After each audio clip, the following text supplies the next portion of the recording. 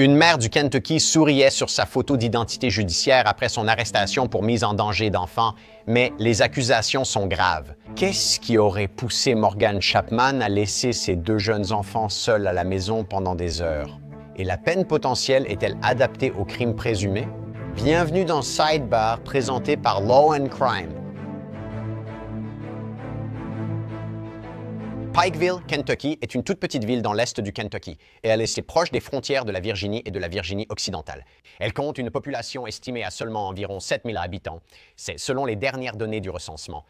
Mais elle attire certainement beaucoup d'attention en ce moment, et tout cela à cause d'une photo d'identité judiciaire qui est devenue complètement virale. Morgan Chapman, 23 ans, aussi appelé Morgan Miller, a été arrêté pour mise en danger d'enfants et placé cette semaine au centre de détention du comté de Pike.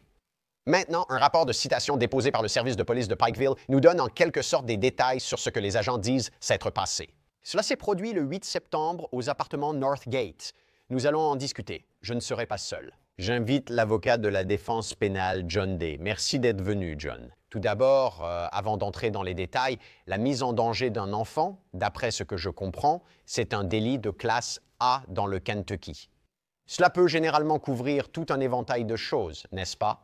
Est-ce que c'est plutôt un genre d'accusation fourre-tout?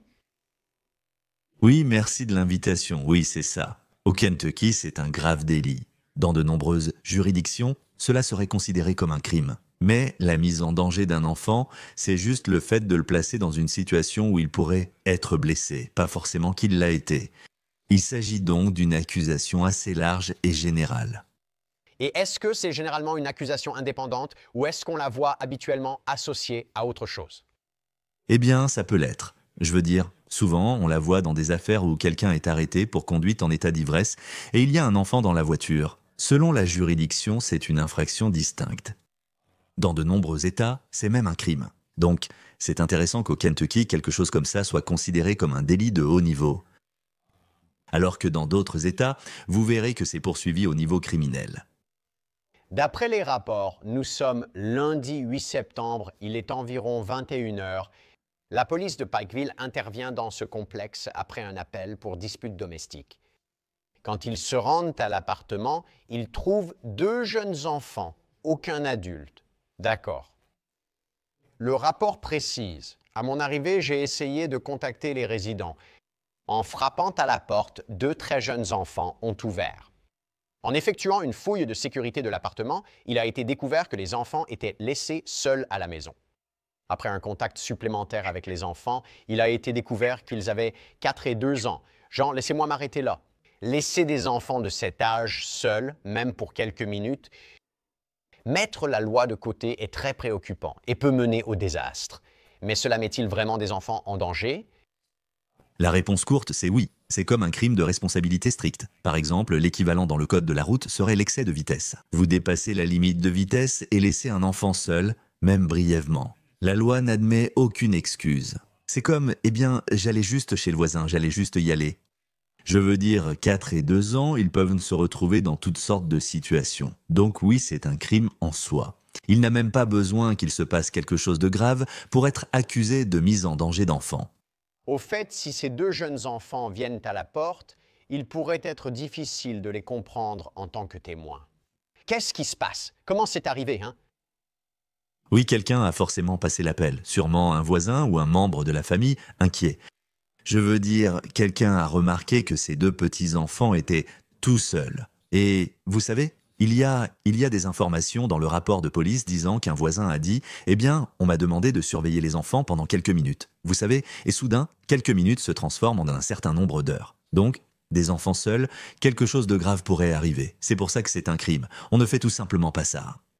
Au fait, vous avez parlé d'un voisin. Donc, les agents se sont en fait tournés vers les voisins pour obtenir de l'aide afin d'essayer de comprendre ce qui se passait.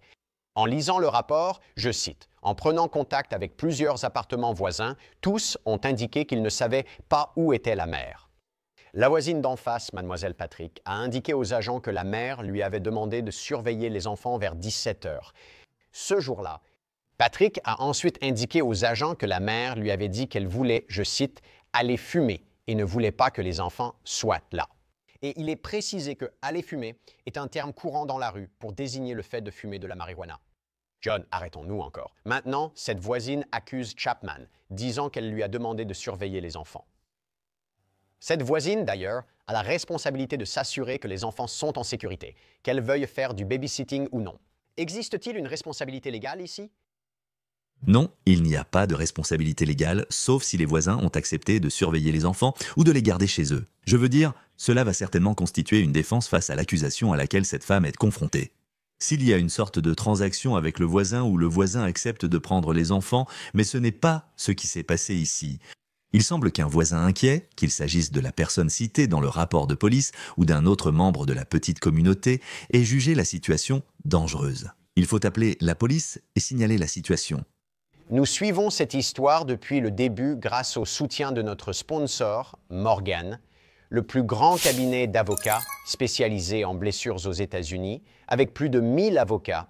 Vous savez pourquoi ils sont grands? Parce qu'ils gagnent beaucoup. Ils ont obtenu plus de 25 milliards de dollars pour plus de 500 000 clients. Réfléchissez-y.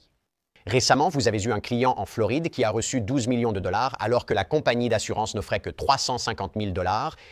En Pennsylvanie, un client a reçu 26 millions de dollars, soit 40 fois l'offre initiale de 650 000 dollars de l'assureur. En Pennsylvanie, un client a obtenu 29 millions de dollars alors qu'on lui offrait 500 000 dollars. Même si votre affaire ne vaut pas des millions, pourquoi ne pas déposer une réclamation et défendre vos droits? Morgan & Morgan simplifie vraiment les choses. Il suffit de 8 clics sur votre téléphone pour déposer une réclamation. Si vous êtes blessé, déposez facilement une réclamation sur fourthpeople.com/LC sidebar via le lien ci-dessous ou le QR code à l'écran.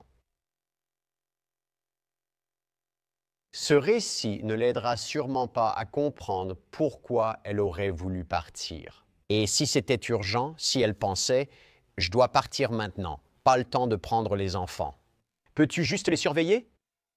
Est-ce que ça a de l'importance? Oui, ça compte dans ce contexte. Mais demander à un voisin, tu peux surveiller ces deux-là? Parce que je dois aller fumer. Si tu écoutes le rapport de police, si tu crois ce qu'ils disent, bien sûr, c'est un terme d'argot pour fumer de la marijuana ou faire quelque chose d'illicite, quelque chose d'illégal qui n'est pas dans l'intérêt de ses enfants. Donc, s'il y avait une situation différente, si tu sais, un membre de la famille était blessé et que la mère allait chez un voisin en disant « juste, tu sais, quelques minutes, surveille ses enfants ». C'est une urgence, mais ce n'est pas ce qui s'est passé.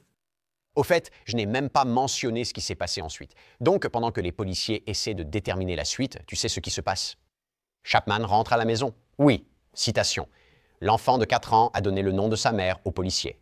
Pendant que les policiers étaient sur place, Chapman est arrivé. Au contact, j'ai observé que Chapman dégageait une forte odeur d'alcool, avait les yeux rouges et vitreux et parlait d'une voix épaisse et pâteuse. Chapman a alors informé les policiers qu'elle n'avait laissé les enfants en bas que quelques minutes pendant qu'elle se rendait chez un voisin. Maintenant, elle affirme n'être partie que 10 minutes et, je cite, « les avoir laissés en bas », ce qui suggère peut-être chez le voisin, puis elle est remontée à l'appartement. C'est étrange. C'est comme un conducteur disant n'avoir bu que 2 bières lors d'un contrôle d'alcoolémie. C'est vraiment quelque chose que la police entend tout le temps, et ce n'est certainement pas vrai la plupart du temps. Ici, la mère tente de se justifier en disant « je suis partie quelques minutes ». Mais quand vous revenez et qu'il y a des policiers dans votre appartement qui vous demandent pourquoi vos 2 enfants sont laissés seuls, que vous sentez la bière et que vos yeux sont vitreux et injectés de sang, je veux dire, c'est assez évident de faire le lien et de comprendre ce qui se passe. Donc vous voyez, la mère qui laisse les enfants demande aux voisins de les surveiller puis revient et trouve les policiers sur place. Vous savez, ça ne va pas bien finir pour cette mère. Il n'y a pas beaucoup de témoins fiables. Ces jeunes enfants, cette mère prétendument ivre, ce voisin au hasard. Si vous êtes procureur ici, comment prouve-t-il ce qui s'est réellement passé? Il me semble être des narrateurs peu fiables. Revenons à la fac de droit. Récipsa loquitur, la chose parle d'elle-même, on a vu ça en première année. Les flics arrivent, pas d'enfants, ni de supervision ou de parents présents. La mère arrive, elle était apparemment en état d'ébriété, au moins sous influence. Et elle dit à un voisin « je vais faire quelque chose d'illégal, c'est-à-dire fumer de la marijuana ». Il n'y aura peut-être pas beaucoup de témoins fiables, mais les preuves circonstancielles l'emporteront certainement si cette affaire va au procès. A-t-elle une défense?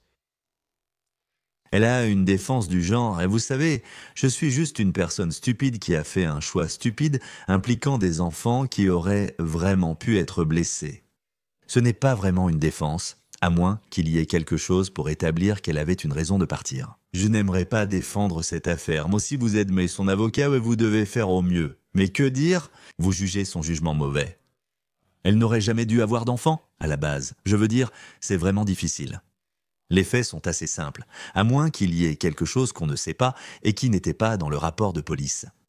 Au fait, donc après son arrestation, apparemment, elle sourit sur cette photo d'identité judiciaire. Elle finit par être libérée sous caution. Maintenant, il semble que la date de sa prochaine comparution au tribunal soit un peu incertaine. Nous reviendrons sur ces accusations, mais dites-moi, cette photo d'identité judiciaire, pouvez-vous l'expliquer? Aviez-vous déjà vu cela?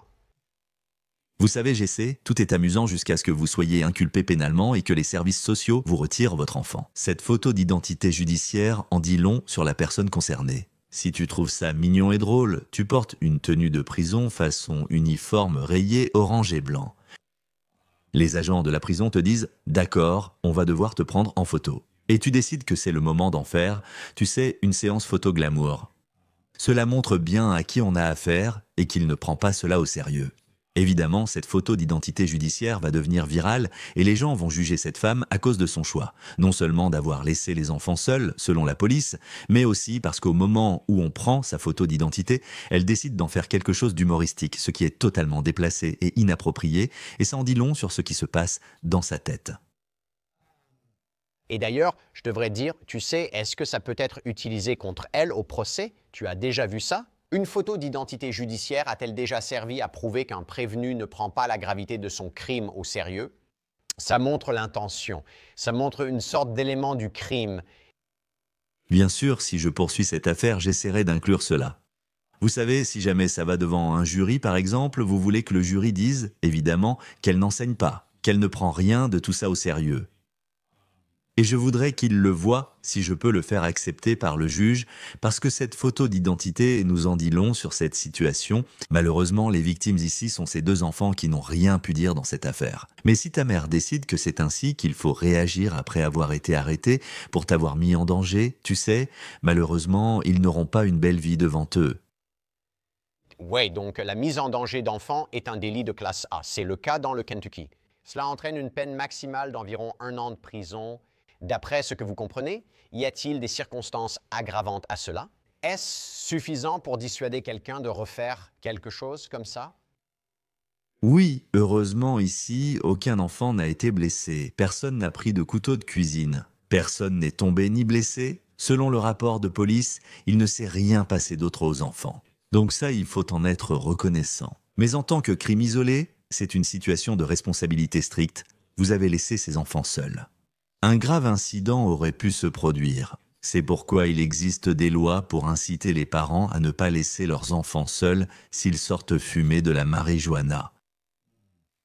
Et y a-t-il un moyen, si elle est reconnue coupable de ça, ou si elle passe en procès, ou si elle accepte un accord? Pensez-vous qu'elle pourrait prendre 1 an de prison pour quelque chose comme ça? Je veux dire, cela dépend du juge, des circonstances et de son passé. Mais souvenez-vous de ce qui se passe ici. Elle va avoir une affaire avec les services sociaux de l'État contre elle. Vous savez, les enquêteurs vont dire « D'accord, il y a une affaire criminelle, mais peut-être plus important encore, est-ce qu'elle est quelqu'un qui a besoin de l'intervention du gouvernement de l'État concernant la façon dont elle élève ses enfants ?» Des enquêteurs examinent sûrement cela, et une procédure est en cours pour imposer une supervision afin d'éviter que cela ne se reproduise. Car les véritables victimes, eux, sont les enfants de 4 et 2 ans.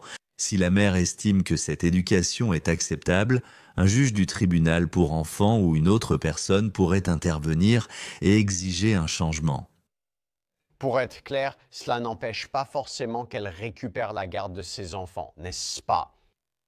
Non, en général, l'État adopte une approche progressive, similaire à une discipline progressive. Ils diront « Que s'est-il passé? Mauvais choix, mais vous restez la mère. » Vous devez rester impliqué avec eux, mais nous devons faire intervenir quelqu'un, peut-être vous envoyer à des cours de parentalité ou vous proposer une thérapie pour traiter ce qui semble être un problème de dépendance.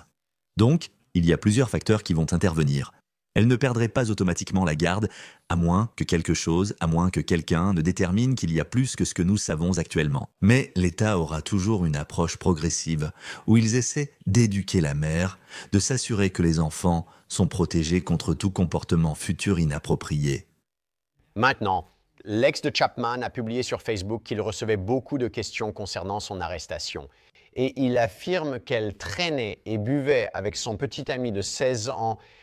Oui, parlons-en. Donc, dans sa publication, il a écrit que c'était l'accusation. Il s'était disputé dans l'appartement avant son départ et la police a été appelée pour une dispute domestique. Quand la police est venue, mon ex-femme était ailleurs et mes enfants ignoraient où. Mes enfants sont maintenant en sécurité et ont été placés uniquement sous ma garde. Le rapport de contravention précise que les agents ont contacté la division de la protection et de la permanence du Kentucky.